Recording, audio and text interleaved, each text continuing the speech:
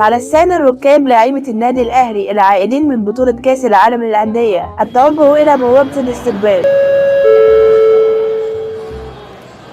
أهلا وسهلا باللي مشرفينا برا مصر في كأس العالم للأندية. اهلا وسهلا بحرامية الدوري. امال فين رابطة الفجر؟ ما راحتش ليه معاكم البطولة؟ كنت صعدت دلوقتي بظروف قهرية. ها. انت ايه اللي جابك ياض منك ليه؟ جايين شمتانين فينا يا شحات، وعمرهم ما راحوا بطولة كأس العالم للأندية، وآخرهم يلعبوا في البطولة الكونفدرالية أو حتى البطولة العربية عشان يتصوروا مع رونالدو وبرضه يرجعوا تاني مش ياخدوا البطولة. بطولة عالمية إيه يا بطولة؟ أنت آخرك تكسب فاركو، تكسب الحرس، تتعادل مع سيراميكا، ده حتى ماتش الزمالك بتخاف تيجي تلعبه، بتنزحم لحسن تخسر بفضيحة. لا وكمان نسيت افريقيا، يطلع من سان داونز او يخسر منها 5، بس مش تقلقوا، احنا في ظهركم كل مرة تخسروا من سان داونز هنجيب لكم حقكم على طول. ليه خفيف؟ انا اعرف في فرقه بقالهم 25 سنه ما خدوش افريقيا، وبعدين سان داونز البطوله الوحيده اللي خدها على قفا النادي ابو خطين.